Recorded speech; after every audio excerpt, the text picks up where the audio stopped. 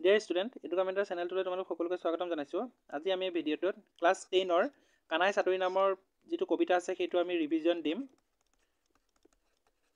কানাই চাটৰি নামৰ যিটো কবিতা আছে সেইটোৰ লেখক হৈ গ'ল শ্ৰীধৰ কন্দলী।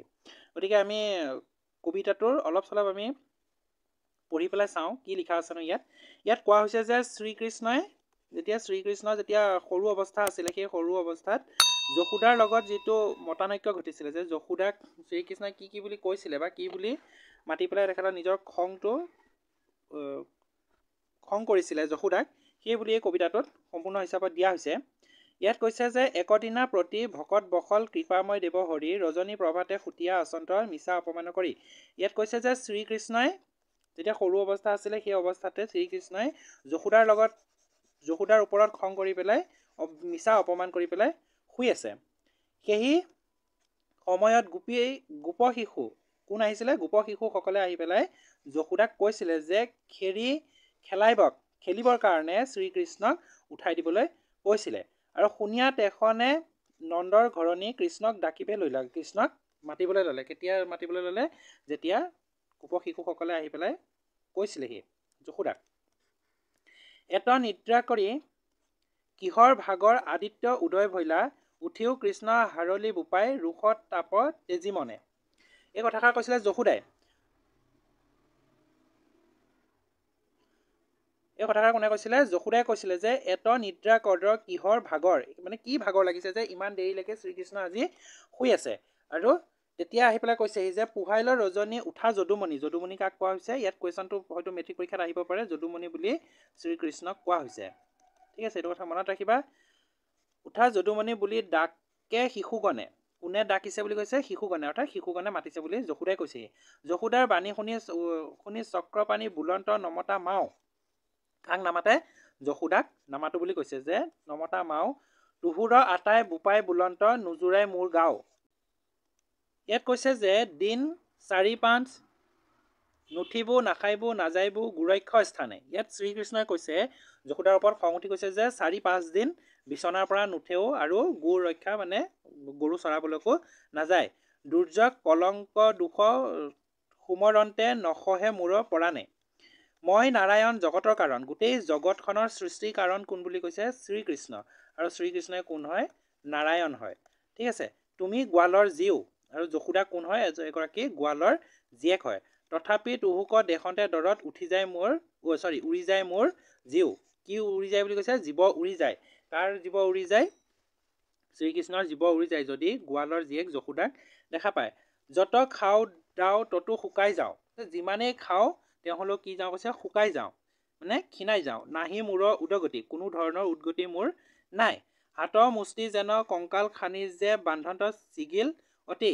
নিজৰ ৰূপে মই অনন্ত ব্ৰহ্মাণ্ড। নিজৰ ৰূপত শ্ৰীকৃষ্ণ কোন হয়? অনন্ত ব্ৰহ্মাণ্ড হয়। আৰু স্ৰজি আছো লীলা কৰি। কি কৰি আছে? লীলা কৰি আছে শ্ৰীকৃষ্ণই। সমস্তে জগত প্ৰতিপালক কৰি আত্মৰূপে আছো ধৰি। আৰু কি ৰূপে আছে? আত্মা ৰূপে গোটেই জগততে বিৰাজমান হৈ আছে। কোন? শ্ৰীকৃষ্ণ। ঠিক আছে, ব্ৰহ্মা আদি কৰি যত চৰাচৰ মোকক সেৱা কৰি যায়। ব্ৰহ্মাৰ পৰা আদি কৰি যিমানখিনি জীৱ আছে সকলোৱে কি কৰে? কাক সেৱা কৰি যায়? শ্ৰীকৃষ্ণক সেৱা কৰি যায়। তোৰ ঘৰে আহি গৰু 4 ফুৰো কৰ কৰা ভাত খায়। আৰু যশোদাৰ ওপৰত নিজৰ খং উজাৰি শ্ৰীকৃষ্ণই কৈছে যে মই তোৰ ঘৰত জন্ম লোৱাৰ পাছতে গৰু চৰাই ফুৰো আৰু তাকো কি খায়? কৰ কৰা ভাত খাই পেলাই গৰু চৰাই ফুৰো। ঠিক আছে, নাৰায়ণ ৰূপে অনন্ত সজ্জাত ক'ত থাকে? জলত কৰি শয়ন। অনন্ত সজ্জাত শ্ৰীকৃষ্ণই নাৰায়ণ ৰূপেৰে কি কৰি থাকে? শুই থাকে। নাভি পদ্ম সন্তে ব্ৰহ্ম উপজাইলো। নাভিত পদ্মৰ সৃষ্টি কৰি কাক উপজালে? ব্ৰহ্মাক জন্ম দিলে। আৰু সৃজিলো 3 ভুৱন। কি ভুৱন সৃজিলে? 3টা ভুৱন সৃজন কৰিলে, অৰ্থাৎ সৃষ্টি কৰিলে। বেদক পঢ়াইলো। শ্ৰীকৃষ্ণই কি পঢ়ালে? বেদ পঢ়ালে, তত্ত্বজ্ঞান দিলে, অজ্ঞানতা দূৰ কৰিলে। তুহুৰ ঘৰত যতে ঐশ্বৰ্য সবে ভৈল মহিমূৰ। আৰু তোৰ ঘৰত আহি পেলাই সেই সকলোবোৰ কি হৈ গ'ল? মোৰ শেষ হৈ গ'ল। অসুৰৰ ভয়কে পূৰ্বে দেৱগণে চিন্তবে গয়া আমাক। চতুৰ্ভুজ ৰূপে আহি তাৱক ক্ষণে দেখা দিলো তাসম্বাক। আৰু কি ৰূপ আহি পেলাই দেখা দিছিলেহি? চতুৰ্ভুজ ৰূপ ধৰি পেলাই আহি দেখা দিছিলেহি। মূৰৰ ৰূপ দেখি চমক লাগিল ত্ৰিদশ পৰিল ঢলি। গোটেই তিনিওটা দিশ কি হৈ গৈছিলে ঢলি পৰিলে। আবে তুমি মোক বিগুটীয়া মাতা কলীয়া কলীয়া বুলি, আৰু কলীয়া কলীয়া বুলি মাতি পেলাই মোক তুমি কি কৰা অপমান কৰা, বিগুটীয়া বুলি কৈছে অৰ্থাৎ অপমান কৰা বুলি শ্ৰীকৃষ্ণই কৈছে। মোহিনী স্বৰূপে অমৃত পিয়াইলো সাধিলো দেৱৰ কাম, তোমাৰ ঘৰে আহি বৰ যশ পাইলো লৈলো দধিচুৰ নাম। আৰু যেতিয়া মোহিনী ৰূপ ধৰিছিলে, তোমালোকে হয়তো জানা যে সাগৰ মন্থনৰ সময়ত যেতিয়া সাগৰ মন্থন হৈছিলে সেই সময়ত অসুৰ আৰু দেৱতাৰ মাজত কি হৈছিলে এটা যুদ্ধ সদৃশ পৰিস্থিতিৰ সৃষ্টি হৈছিলে। কিহৰ কাৰণে? তেতিয়া অমৃত যেতিয়া সাগৰ মন্থনত ওলাইছিলে, অমৃত কোনে পান কৰিব সেই কথাটো তেখেতসকলৰ মাজতে কি হৈছিলে যুদ্ধৰ সৃষ্টি হৈছিলে দেৱতা আৰু অসুৰৰ মাজত। তেতিয়া মোহিনী ৰূপ ধৰি শ্ৰীকৃষ্ণয়ে বা নাৰায়ণে মোহিনী ৰূপ ধৰি সেইখিনি কাক খুৱাইছিলে? দেৱতাসকলক খুৱাইছিলে, সেই অমৃতখিনি দেৱতাসকলক খুৱাইছিলে। কিন্তু যেতিয়াই যশোদাৰ ঘৰত আহি জন্ম ল'লেহি শ্ৰীকৃষ্ণই, তেতিয়া কি বুলি নাম পালে? দধিচুৰ বুলি নাম পালে। ঠিক আছে, এইটো কথাও মনত ৰাখিবা যে কি বুলি নাম পালে? দধিচুৰ বুলি নাম পালে। কপিল স্বৰূপে কৰ্দময় ঘৰে হোৱা মই অৱতাৰ। কি অৱতাৰ লৈছিলে? কপিল মুনি হিচাপে অৱতাৰ লৈছিলে। দেৱহূতি নামে মাতৃক তাৰিলো কৰিও তত্ত্ব বিচাৰ। কি বিচাৰ দিছিলে? কপিলী কাৰ পুতেক আছিলে? দেৱহূতি। দেৱহূতিৰ পুতেক আছিলে কোন? কপিলী। আৰু কপিলী কোন আছিলে? শ্ৰীকৃষ্ণৰে এটা অৱতাৰ বুলি কোৱা হয়। বামন স্বৰূপে বালিক চলিবে। বামনৰ ৰূপ ধৰি পেলাই বালিক কি কৰিছিলে? পাতালত বিশ্বৰ ৰূপ দেখুৱাই কি কৰিছিলে? পাতালত নি পেলাই ৰাখিছিলেগে। এইটো কথা মনত ৰাখিবা যে চৰণৰ নখৰে কটা ফুটাইলো গংগাক আনি নমালো। আৰু চৰণৰ নখ, চৰণ মানে ভৰিৰ নখৰে কটা ফুটাই পেলাই কি আনিলে? গংগাক সৃষ্টি কৰিছিলে। সিহি পদজল শিৰত ধৰিলে মহেশ বাটত পায়। আবে তুমি মোক বিগুটীয়া মাতা দিয়া মাটি খোৱা নাই। আৰু শ্ৰীকৃষ্ণই সৰু অৱস্থাত কি খাইছিলে? মাটি খাইছিলে। মাটি কিয় কাৰণে খাইছিলে সেইটো এটা কাহিনী আছে, সেইটো তোমালোকে হয়তো ভৱিষ্যতলৈ পাবা। গতিকে মাটি খাই পেলাই পৃথিৱীক মুক্তিদান কৰিছিলে বুলি কোৱা হয়। আন যত মূৰ মহিমা আচয় কহিবাকে লাগে কি, মই হেন পুত্ৰক মাও বোলাইবাক তুহুৰ আচুক ধিক। কিছু কিছু কৰি দেখিয়া আচাহা তথাপি কৰা আক্ৰোশ, এক শনিতেকে সুৰুতি উৰাইবো নাথাকো মোৰ দোষ। কাঠ বাজি বুলি জগতে হাসয় দেখিলে সুমৰু হৰি, মই আশী তোৰ ঘৰে পুত্ৰ ভৈলো সিটো দুখ দূৰ কৰি। ইয়াত কৈছে যে এই লাইনটোত কৈছে যে যেতিয়া যশোদাক গোটেই সমাজে কি কৰিছিলে? কাঠবাজি বুলি হাঁহিছিলে। যেতিয়া সমাজে কাঠবাজি বুলি হাঁহোতে শ্ৰীকৃষ্ণৰ দুখ লাগি পেলাই যশোদাৰ ঘৰত আহি জন্ম লৈ পেলাই যিটো যশোদাৰ যিটো দুখ আছিলে সেই দুখটো দূৰ কৰিলে। তথাপিতো আমাৰ স্নেহ নজনা, মানে তেওঁ হ'লেও যশোদাই শ্ৰীকৃষ্ণৰ প্ৰতি স্নেহ নকৰে, মানে মৰম নকৰে বুলি শ্ৰীকৃষ্ণই কৈছে। নকৰ মোত বিশ্বাস, মানে মোৰ ওপৰত তোৰ বিশ্বাস নাই। আগে আছিলত তেনেয় কৰিবো দিন চাৰি বাট চাই, মোহৰ মুখত লাজ লাগে। কি লাগে কৈছে? লাজ লাগে। শ্ৰীকৃষ্ণৰ মুখত লাজ লাগে। কিহৰ কাৰণে লাজ লাগে? তোহৰ গুণ কহন্তে, যশোদাৰ গুণ ক'বৰ কাৰণে শ্ৰীকৃষ্ণৰ মুখত লাজ লাগে বুলি শ্ৰীকৃষ্ণই কৈছে। দুই ওঠ ফাটি যায়। কেতিয়া ফাটি যায়? যেতিয়া বাঁহৰ বাঁহী বজায় তেতিয়া দুই ওঠ ফাটি যায়। আৰু 6 ৰতি খৰচ কৰি পেলাই এটা সোণৰ বংশী মানে বাঁহী বনাই নিদিয় তথা ৰাজে পটেশ্বৰী হৈও, যশোদা যে ৰাজ পটেশ্বৰী হৈও এটা 6 ৰতিৰ সোণৰ বংশী এটা বনাই নিদিয়, সেই বুলিও কোনে কৈছে? শ্ৰীকৃষ্ণই যশোদাক কৈছে। গাততে পুততে পেটাৰী বান্ধতে ধনত লাগিব জুই। আৰু শ্ৰীকৃষ্ণই কৈছে যে গাঁতত পুতোতে আৰু পেটাৰীত বান্ধোতে মানে বাকচত থওঁতে ধনত জুই লাগিব, মানে টকা পইচাত জুই লাগি যাব বুলি শ্ৰীকৃষ্ণই কৈছে। গৰু জাক লাগি অন্ন দি পঠায়, সিও হোৱে একমুঠি। যি কৰ্কৰা ভাত দি পঠায় সেই কৰ্কৰা ভাতখিনিও কি? একমুঠিহে হয়। সেইটো এবাৰ খালে আৰু দ্বিতীয়বাৰ খাব নোৱাৰে বুলি শ্ৰীকৃষ্ণই কৈছে। আৰু আধা পেটেৰে শ্ৰীকৃষ্ণ উঠি গুচি যায়। গৰু আগৰুতে ধাতু যায় মোৰ কণ্টক বনত লাগি। এই যে সৰু সৰু কাপোৰবিলাক যে ধুতিৰ নিচিনা কাপোৰ পিন্ধি পেলাই যেতিয়া শ্ৰীকৃষ্ণই গৰু চৰাবলৈ যায়, তেতিয়া কণ্টক বনত লাগি সেই ছালত, শ্ৰীকৃষ্ণৰ ছালত কি হয়? দুখ পায়, আহ লাগি যায়। ঠিক আছে, চৌপৰ দিনটো লবৰীয়া ফুৰু নতুৱা টনাক পিন্ধি, নতুৱা মানে যিটো চুটি চুটি কাপোৰ সেইটো কথা কৈছে, চুটি ধুতিৰ নিচিনা সেই কথাটো কৈছে। কুটকুৰা চুলি, শ্ৰীকৃষ্ণৰ চুলিখিনি কেনেকুৱা? কুটকুৰাৰ চুলি। পৰে গৰু ধূলি। যেতিয়া গৰু চৰাই থাকে তেতিয়া কি ধূলি পৰে? গৰুৰ ধূলি পৰি যায় আৰু ধূলি পৰি পেলাই কুকুহা বান্ধি যায়। কুকুহা মানে জত বান্ধি যায়গৈ। আৰু তথাপিতো কি তাত তেল অকণ দি পেলাই যশোদাই মালিচ কৰি নিদিয়ে। কথা কহন্তে ক্ৰন্দন আশয় যত অপমান পাওঁ। এই কথাবিলাক কওঁতে মই বহুত অপমান পাওঁ বুলি শ্ৰীকৃষ্ণই কৈছে। যেবে তেওঁ মই সি বাপুৰ পুত তোক তেবে কন্দুৱাওঁ। কংস মামা মোৰ সাৰথি আছে। আৰু কংস মামা কোন আছে কৈছে? সাৰথি আছে, আমাক নিব মতাই। শ্ৰীকৃষ্ণই কৈছে যে মোক মাতি লৈ যাব। কলৈ লৈ যাব? কংস মামাই নিজৰ ৰাজকাৰেঙলৈ লৈ যাব। ইটো অপমান সকলে খুজিব মথুৰা পুৰীক পায়। আৰু যেতিয়া মই মথুৰাপুৰলৈ গুচি যাম তেতিয়া এই অপমানখিনি, যিমানখিনি অপমান পাইছোঁ সেই অপমানখিনি মই কিদম বদলা ল'ম বুলিকে শ্ৰীকৃষ্ণই যশোদাক কৈছে। দৈৱকী আইত মোৰ ঘৰ বুলি থাকিব তাহানৰ পাশে। আৰু দৈৱকী যে মোৰ মা হয়, সেই কাৰণে মই ক'ত থাকি যাম? দৈৱকীৰ ঘৰতে মই থাকি যাম। আমাক দেখিবে লাগিয়া তোহৰ। আৰু মোক দেখিবৰ কাৰণে, মোক চাবৰ কাৰণে তোমাৰ হাবিয়াহ লাগিব। যে মই দেখা নাই, মোৰ ল'ৰাটো দেখা নাই বুলিকে কান্দিবি। সেই কথাটো শ্ৰীকৃষ্ণই কৈছে যশোদাক। কৃষ্ণৰ বচন শুনিয়া যশোদা পুনু মাতে পাশ চাপি। আৰু কৃষ্ণৰ এই কথাখিনি শুনি পেলাই যশোদা ক'ত পালেগে? শ্ৰীকৃষ্ণৰ ওচৰ পালেগে। আৰু এৰ আবিয়াস মূৰ মাথ খাস নকান্দিবি মোৰ বাপী। আৰু এইটো কৈছে যে মোৰ বোপাই, মোৰ নাকান্দিবি, মই তোৰ ওচৰলৈ আহি পেলাই কি কৰিছে? গবা মাৰি ধৰি পেলাই শ্ৰীকৃষ্ণ কৈছে যে নাকান্দিবি, মই অভাগীৰ ইবাৰ দুখক আনক আলো যদি দুখ দেখা মোৰ পাৰিবাহা মোক গালি। আৰু যশোদাই কৈছে যে আৰু আজিৰ পৰা এই পৰিস্থিতিটো নাহে, যিটো পৰিস্থিতি শ্ৰীকৃষ্ণই যশোদাক কৈছিলে, গালি পাৰি পেলাই কৈছিলে, সেই পৰিস্থিতিটো আৰু দ্বিতীয়বাৰ নাহে।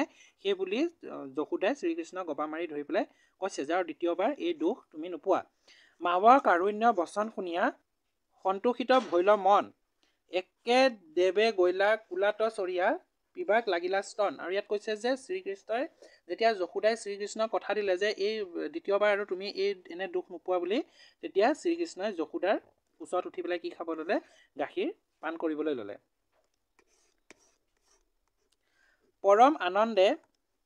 পৰম আনন্দে থাকিবন্ত কৃষ্ণে চাৰু দান্ত দৰসাই, ব্ৰহ্মাণ্ডৰ সুখে থাকিলা যশোদা কৃষ্ণৰ বদন চাই। আৰু পৰম আনন্দ লাভ কৰিছে কোনে? শ্ৰীকৃষ্ণই পৰম আনন্দ লাভ কৰিছে যেতিয়া মাকৰ কোচত সোমাইছিলে, তেতিয়া পৰম আনন্দ লাভ কৰিছিলে। আৰু ব্ৰহ্মাণ্ডৰ সুখে, ব্ৰহ্মাণ্ডখনে যেন যশোদাৰ কোলাত আছে, সেই কথাটো ভাবি পেলাই কৃষ্ণৰ বদন চাই পেলাই, কৃষ্ণৰ মুখলৈ চাই চাই যশোদাই নিজৰ ভুলটো স্বীকাৰ কৰিছিলে। ইয়াত কৈছে যে তাৰপিছত কবি পৰিচয়ত কৈছে যে শ্ৰীধৰ কন্দলী মহাপুৰুষ শংকৰদেৱৰ পৰৱৰ্তী কালৰ কবি। তেখেত কেতিয়াৰ কবি? শংকৰদেৱৰ পৰৱৰ্তী কালৰ, মানে শংকৰদেৱ যেতিয়া জন্ম হৈছিলে তাৰ আগৰেই কবি বুলি ইয়াত কৈছে। গতিকে এইটো কথা মনত ৰাখিবা যে শ্ৰীধৰ কন্দলী কোন যুগৰ কবি বুলি যদি কুৱেশ্যন আহে, তেতিয়া কুৱেশ্যনটো লিখিব লাগিব, এনচাৰটো লিখিব লাগিব যে শংকৰদেৱৰ পৰৱৰ্তী কালৰ কবি। তেওঁ কাব্যসমত যিবোৰ গ্ৰন্থ আছে তাত কি হয়? বৈষ্ণৱ ধৰ্মৰ প্ৰভাৱ দেখা যায়। আৰু কন্দলীদেৱে কাণখোৱা আৰু ঘুনুচা কীৰ্তন নামৰ দুখন কাব্য ৰচনা কৰিছিলে। এইটো কথা মনত ৰাখিবা যে কাণখোৱা আৰু ঘুনুচা কীৰ্তনৰ লেখক কোন বুলি কুৱেশ্যন আহিব পাৰে। এইটো কথা মনত ৰাখিবা। ঘুনুচা কীৰ্তনৰ লেখক কোন? শ্ৰীধৰ কন্দলী। কাণখোৱা পুথিখন নিচুকনি গীতৰ আৰ্হিত লিখা হৈছে। এইটো বৈশিষ্ট্য আহিব পাৰে যে কাণখোৱা পুথিখনৰ এটা বৈশিষ্ট্য লিখা বা ঘুনুচাখনৰ এটা বৈশিষ্ট্য লিখা, সেই বুলি আহিব পাৰে। কাণখোৱাখন কিহৰ পৰা লিখা হৈছে? নিচুকনি গীতৰ আৰ্হিত ৰচনা কৰা হৈছে। আৰু ইয়াৰ বিষ্ণুৰ অৱতাৰ লীলাৰ মাহাত্ম্য সহজ সৰল আৰু প্ৰাঞ্জল ভাষাত বৰ্ণনা কৰিছে। ইয়াত কৃষ্ণৰ ঈশ্বৰত্ব মানে ভগৱানৰ যিটো গুণ, সেই গুণটো আৰু মানৱ শিশুৰ ভাৱৰ যিটো গুণ, মানৱ যি শিশু হয় তাৰ কবিয়ে সুন্দৰভাৱে ফুটাই তুলিছে এই কাণখোৱা নামৰ যিখন গ্ৰন্থ লিখিছিলে, কাব্য লিখিছিলে সেইখনত। পুথিখন দুটা অংশত ভাগ কৰা হৈছে। কাণখোৱা পুথিখন হয়তো তোমালোকৰ চমু টোকা আহিব পাৰে যে কাণখোৱা পুথিখনৰ ওপৰত এটা বৰ্ণনা দিয়া বুলিকে। এই কথাখিনি মনত ৰাখিবা। প্ৰথম অংশত কাণখোৱা কথা শুনি ভয়ত টোপনি যোৱা, আৰু দ্বিতীয় অংশত ৰাতিপুৱা টোপনিৰ পৰা মাকে জগাবলৈ যোৱাত অতি অভিমানত মাকক কোৱা নানা কথাৰ বিষয়ে বৰ্ণনা কৰা হৈছে। অৰ্থাৎ কাণখোৱা পুথিখনত কি কৈছে? যেতিয়া ৰাতি ল'ৰা ছোৱালী শুই নাযায় বা নুশুৱে, তেতিয়া তাত কাণখোৱা পুথিখনত টোপনি যাবৰ কাৰণে কিছুমান নিচুকনি গীত গোৱা হৈছে, নিচুকনি গীত লিখা হৈছে। আৰু ৰাতিপুৱা যে এজন শিশু যে শুৱাৰ পৰা উঠি নাহে, ৰাতিপুৱা উঠি নাহে, সেই উঠি নহাৰ কাৰণে আকৌ ৰাতিপুৱা সময় উঠিবৰ কাৰণে বা উঠাবৰ কাৰণে এটা গীত লিখা হৈছে। সেই গীতখন ক'ত দিয়া হৈছে? কাণখোৱা পুথিখনত। ঠিক আছে, এতিয়া আমি কুৱেশ্যনখিনি আমি চাওঁ। কুৱেশ্যন কি কুৱেশ্যন দিছে ইয়াত? কৈছে যে প্ৰথম প্ৰশ্নটো দিছে, কৃষ্ণক টোপনিৰ পৰা জগাবলৈ কোনে আহি যশোদাক কৈছিলে? কোনে কৈছিলেহি? গোপ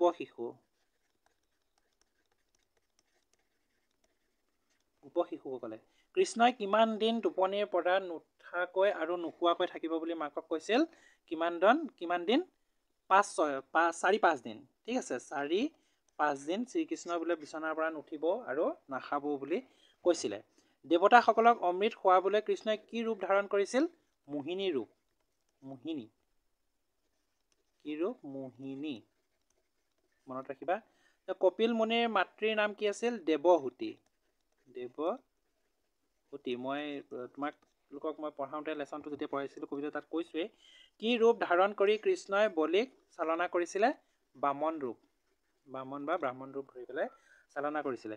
তথাপি তুহুক দেশতে দৰত উৰি যায় মোৰ জীও। এই কথাষাৰ কাৰ উক্তি? কাক দেখি কিয় তেওঁৰ ভয়তে যে জীৱ উৰি যায় বুলি কৈছে, এইটো বুজাই লিখিবলৈ দিছে। তথাপি তুহক দেশতে দৰত উৰি যায় মোৰ জীও। এই কথাষাৰ কাৰ উক্তি? কাক দেখি কিয় তেওঁৰ জীৱ উৰি যায় বুলি কৈছে? এই কথাষাৰ হৈ গ'ল শ্ৰীকৃষ্ণৰ উক্তি।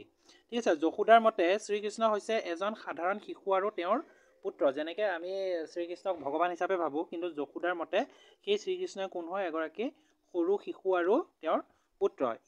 এটি শিশুক যেনেকৈ মাকে শাসন কৰে, কি কৰে? মাকে শাসন কৰে, দুষ্টালি কৰিলে মানে বা দুষ্ট কৰিলে যেতিয়া শাস্তি দিয়ে, ঠিক সেইদৰে যশোদায়ো শ্ৰীকৃষ্ণক শাসন কৰে আৰু দুষ্টালি কৰিলে শাস্তি দিয়ে। সেয়েহে কৃষ্ণই আত্মপৰিচয় প্ৰদান কৰি কৈছে যে তেওঁ নিজে নাৰায়ণ হয় আৰু গোটেই জগতখনৰে মূল, অৰ্থাৎ গোটেই জগতখনৰে সৃষ্টি কৰোঁতা হয়। আনহাতে যশোদা এগৰাকী কোন হয়? গোৱালৰ জীয়েক হয়। তথাপিও মাতৃক দেখাৰ লগে লগেই কৃষ্ণৰ জীৱ উৰি যায়। ঠিক আছে, এইটো কথা মনত ৰাখিবা। তাৰপাছত নেক্সট কুৱেশ্যনটো দিছে যে মোহিনী স্বৰূপে অমৃত পিয়াইলো সাধিলো দেৱৰ কাম। কোনে মোহিনী ৰূপ ধাৰণ কৰিছিলে আৰু তেওঁ কাক অমৃত খুৱাই কাৰ্য সাধন কৰিছিলে? খৰচি মাৰি লিখিব দিছে।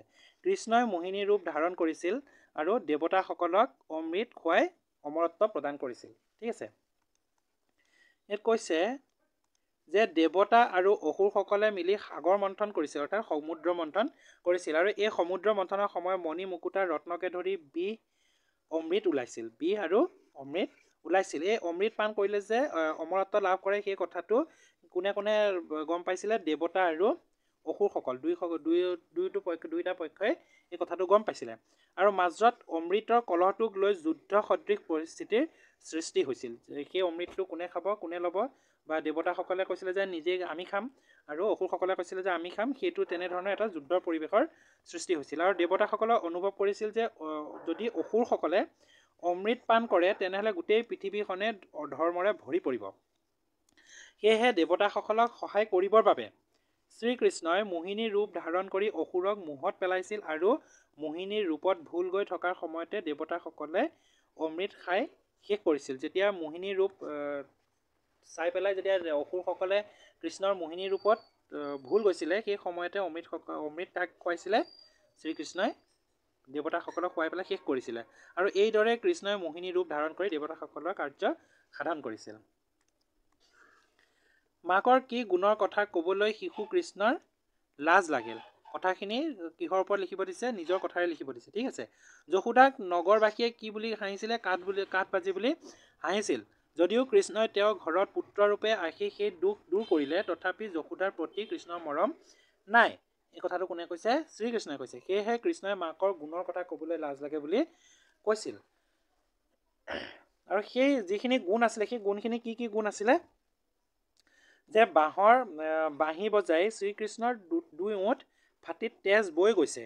যদিও যশোদাৰ ৰজা নন্দ অৰ্থাৎ ৰাজপটেশ্বৰী হৈও মাকে তেওঁক এটা সোণৰ বাঁহী গঢ়াই নিদিয়ে।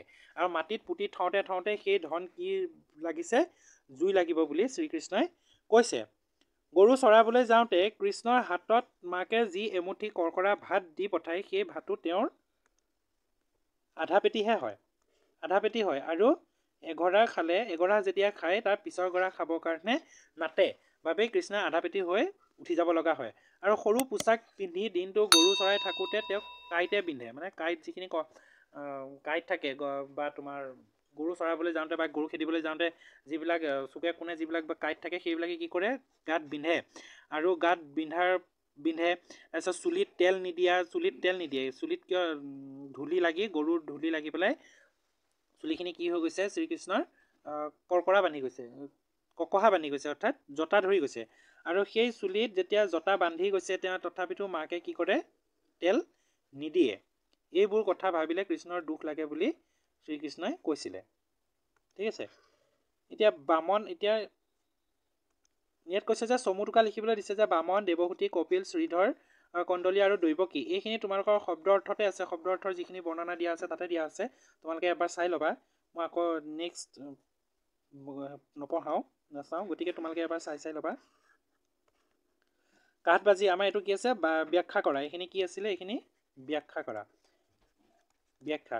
এতিয়া কটোত কি দিছে যে কাঠবাজি বুলি জগতে সাহয় দেখিলে সুমৰু হৰি, মই আহি তোৰ ঘৰতে পুত্ৰ ভৈলো সিটো দুখ দূৰ কৰি। ইয়াত এতিয়া এনচাৰটো হ'ব যে উক্ত কবিতাফাকি আমাৰ পাঠ্যপুথিৰ অন্তৰ্গত শ্ৰীধৰ কণ্ডলীদেৱে লিখা কানাই চাতুৰী নামৰ কবিতাটিৰ পৰা তুলি দিয়া হৈছে।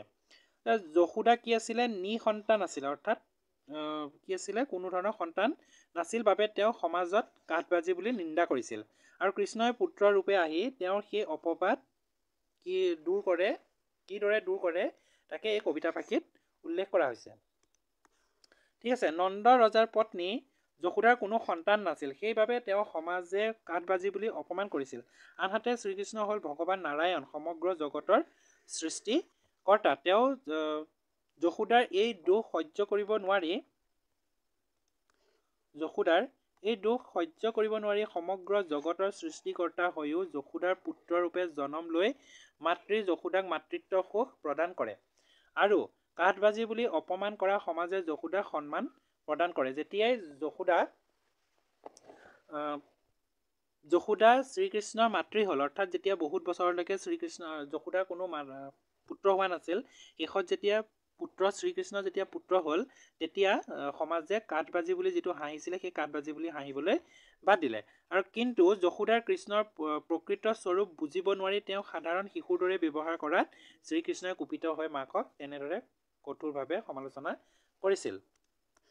এতিয়া নেক্সটটোত কৈছে যে মোহিনী স্বৰূপে অমৃত পিয়াইলো, সাধিলো দেৱৰ কাম, তোমাৰ ঘৰে আহি বৰ যশ পাইলো, লৈলো দধীচৰ নাম। ইয়াত কৈছে উত্তৰটো উক্ত কবিতাফাঁকি আমাৰ পাঠ্যপুথিৰ অন্তৰ্গত শ্ৰীধৰ কণ্ডলীদেৱে লিখা কানাই চাতুৰী নামৰ কবিতাটোৰ পৰা তুলি দিয়া হৈছে।